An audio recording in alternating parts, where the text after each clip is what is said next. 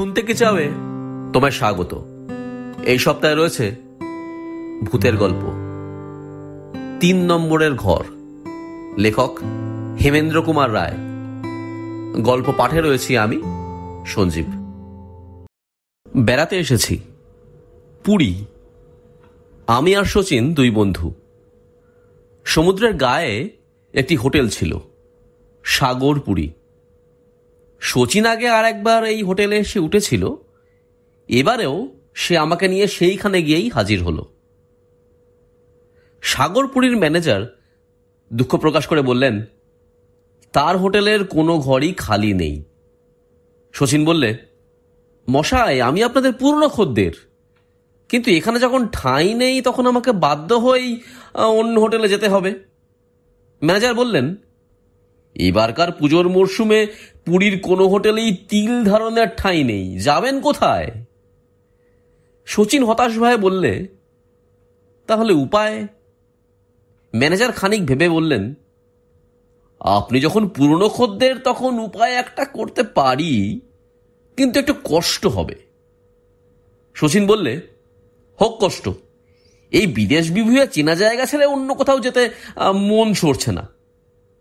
Manager বললেন, আমাদের রান্নাঘরের পাশে ছোট একখানা কুঠরি আছে, সেখানে থাকতে পারবেন? শচীন বললে, খুব পারবো। ম্যানেজার বললেন, তবে আসুন। একখানা কয়লা রাখবার কুঠরির মতো খুব ছোট্ট ঘর, সমুদ্রের ধার, তবু সেখানে আলো হাওয়া ঢোকে না। তার বদলে সর্বদাই সেখানে রান্নাঘরের নানা রকম গন্ধ, ধোঁয়া আর উত্তাপ এসে ঢোকে। বৈকাল হতে না হতেই শচীনের সহ্যশক্তি নিঃশেষে ফুরিয়ে গেল। মাথা নেড়ে বললে, এ অসম্ভব, আমরা কেউ ইট কি পাথর নই, এখানে থাকলে মারা পড়ব। আমি বললুম, তাহলে কোথায় যাবে? শচীন বললে, যেখানে মানুষ থাকে। গেলবারে এই হোটেলে সবচেয়ে ভালো ঘরে আমি ছিলুম, এবারেও সেই ঘরে থাকতে স্বাদ হচ্ছে। আমি বললুম, তোমার স্বাদ চাঁদ ধরবার স্বাদের মতো, এ স্বাদ মিটবে না, কারণ সে ঘর এখন অন্য লোকের দখলে। শচীন মাথা চুলকোতে চুলকোতে বলল, সেই তো হচ্ছে সমস্যা। তখন বেলা 5:30। উপর থেকে চা পান করবার জন্য ঘন্টার আওয়াজ এলো। শচীন উঠে দাঁড়িয়ে বলল, চলো খানিকক্ষণ ভালো ঘরে গিয়ে গায়ের জ্বালা জুড়িয়ে আসি। খাবার ঘরের জানালা দিয়ে সমুদ্রের দিকে তাকিয়ে দেখি আকাশে মেঘের পর মেঘ জমেছে। চা পান শেষ হবার আগেই সারা আকাশ মেঘের কাজলে এমন কালো হয়ে গেল যে তার ছায়ায় সমুদ্রের গায়ে নীল রঙের একটুও চিহ্ন রইল না। চারিদিকে অকাল সন্ধ্যা নেমে এলো। তারপরেই বাজের বাজনা আর বিজলির রোশনাইয়ের সঙ্গে সঙ্গে ঝমঝম বৃষ্টি শুরু। টেবিলের ধারে বসে যারা চায়ের পেয়ালায় চুমুক দিচ্ছিলেন, একে একে তাদের অনেকেই অদৃশ্য হলেন। আমরা 2 জন ছাড়া আরো যে 2-3 জন লোক তখনও স্থান ত্যাগ করলেন না, তাদের একজন হচ্ছেন কলকাতার কোনো সওদাগরি অফিসের মাঝবয়সী বড়বাবু, আর একজন হচ্ছেন কলকাতার কোনো স্কুলের বুড়ো মাস্টার মশাই, এবং আর একজন হচ্ছেন কলকাতার কোনো কলেজের নব্য ছাত্র। জল ঝরা অন্ধকার আকাশের দিকে তাকিয়ে আমি বললুম, এমনি বাদলার দিনে ভূতের গল্প বেশ জমে। নব্য ছাত্রটি নাকশিটকে বললেন, আমি ভূত মানি না। মাঝবয়সী বড়বাবু বললেন, আমি ভূত মানি, ভূতকে ভয় করি। আমার বুকের ব্যামো আছে, ভূতের গল্প শুনলে বুক ঢিপ ঢিপ করে। বুড়ো মাস্টার মশাই বললেন, আমি ভূতের গল্প শুনতে খুব ভালোবাসি, কিন্তু সত্যি ভূতের গল্প। শচীন এতক্ষণ কি যেন ভাবতে ভাবতে অপলক চোখে বড়বাবুর মুখের পানে তাকিয়েছিল। এখন হঠাৎ মুখ খুলে বললে, আমি একটা খুব সত্যি ভূতের গল্প বলতে পারি। এ ভূতটাকে আমি নিজের চোখে দেখেছি, কিন্তু উনি যে ভূতকে ভয় করেন তার উপরে ওর নাকি আবার বুকের ব্যামও। বড়বাবু বুকে হাত দিয়ে বললেন, হ্যাঁ, অনেক দিনের ব্যামো। সত্যি ভূতের গল্প শুনলে হয়তো ভিড়মি যাব। নব্য ছাত্রটি বাঁকা চোখে বড়বাবুর দিকে তাকিয়ে বললেন, আমি ভূত মানি না, কিন্তু সময় কাটাবার জন্য ভূতের গল্প শুনতে রাজি আছি। মাস্টারমশাই বললেন, ভোটে গল্প শোনার লোকই বেশি হলো, আপনারা সত্যি ভূতের গল্পটি বলুন। চাকর ঘরে আলো জ্বেলে দিয়ে গেল। বড়বাবু হতাশ চোখে একবার সকলের মুখের পানে তাকিয়ে চেয়ার টেনে একেবারে আলোর কাছে সরে গিয়ে বসলেন। শচীন গল্প বলতে লাগলো। আকাশও তখন মেঘ, বিদ্যুৎ, বৃষ্টির গল্প ভালো করে জমিয়ে তুলেছে। গল্পের নায়ক হচ্ছি আমি, কিন্তু গল্পের ঘটনাস্থলের নাম আমি বলবো না। সত্যি ভূতের গল্পে ঘটনাস্থলের নাম বলতে নেই। তবে একটা কথা শুনে রাখুন, এই গল্পের ভূতটিকে আমি দেখেছিলাম এই হোটেলেরই মতন আর একটা হোটেলে। বড়বাবু চমকে উঠে বললেন, তাই নাকি? আগে হ্যাঁ, সেবারেও আমি পুজোর সময় বেড়াতে বেরিয়ে সেই হোটেলে গিয়ে উঠেছিলাম। আমি যে ঘরখানি পেলুম সেখানে বেশ বড় সড়ো, তার 5টা জানালা আর 2টো দরজা। ঘরখানি হোটেলের দোতলায় আর ঠিক সিঁড়ির ডান পাশে। বড়বাবু বিড়বিড় করে বললেন, হোটেলের দোতলায় সিঁড়ির ডান পাশের ঘর? হ্যাঁ, ঘরের ভিতরকার বর্ণনাও একটু দিতে হবে, সত্যি গল্প কি না। দক্ষিণ দিকে ছিল একখানা লোহার খাট, আর একদিকে 2টো দেয়াল আলমারি, আর একদিকে ছিল চৌকো আয়না বসানো একটা ড্রেসিং টেবিল, তার সামনে একখানা কাঠের চেয়ার, সে ঘরে একখানা ইজি চেয়ারও ছিল। একটা দরজার মাথায় কুইন ভিক্টোরিয়ার ছবি ছাড়া আর কোথাও কোনো ছবি ছিল না। মাস্টারমশাই অধীর ভাবে বললেন, ভূত কোথায় মশাই, ভূত কোথায়? এত ঘরের বর্ণনা কেন? যদিও ঘটনাস্থলের নাম বললুম না, তবু ঘরের বর্ণনাটা শুনে রাখুন। বিদেশের কোনো হোটেলে এরকম ঘর দেখলে আগে থাকতেই সাবধান হতে পারবেন। এখন শুনুন। সে ঘরখানার ভিতরে দিনের বেলাটা আমার দিব্যি আরামে কেটে গেল, কিন্তু ঘরের ভেতরে সন্ধ্যের অন্ধকার যেই নেমে এলো, অমনি কেন জানি না আমার মনটা কেমন ছ্যাঁত ছ্যাঁত করতে লাগলো।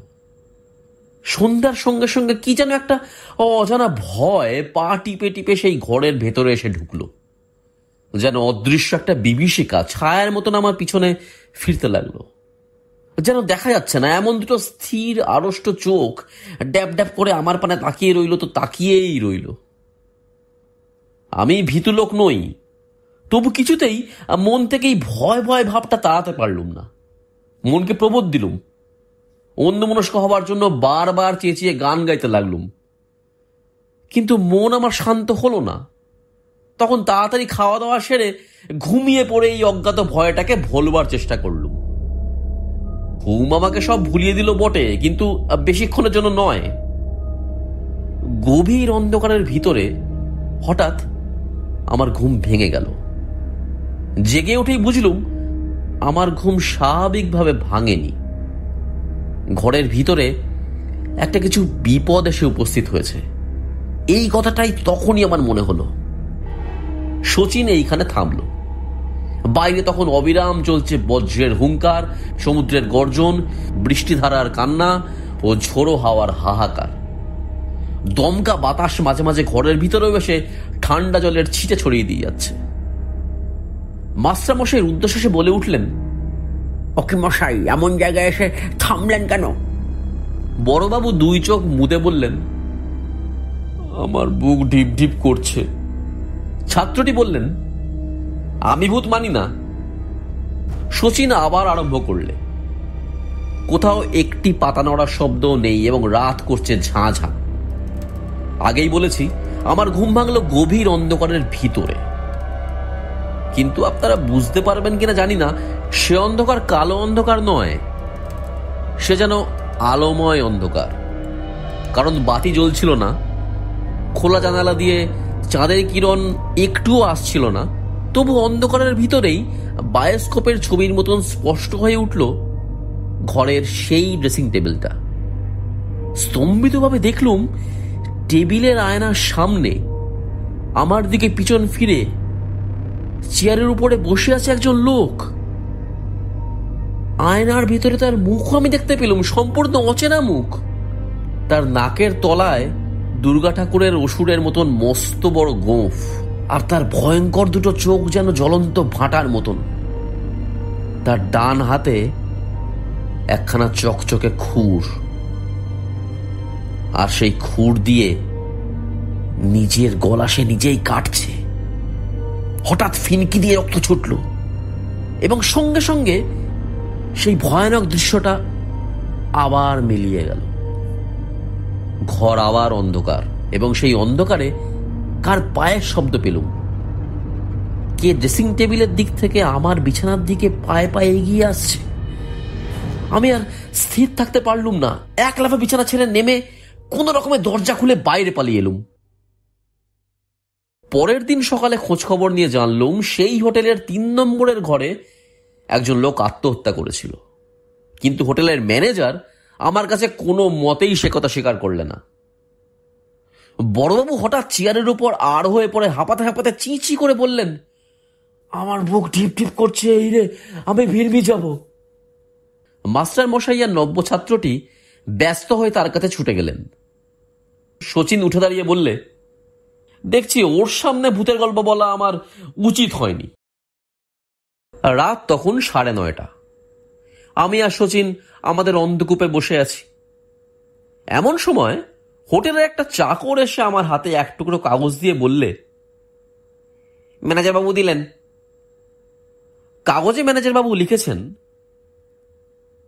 হোটেলের 3 নম্বরের ঘর হঠাৎ খালি হয়েছে, আপনারা যদি ইচ্ছা করেন তাহলে 3 নম্বরের ঘরে উঠে আসতে পারেন।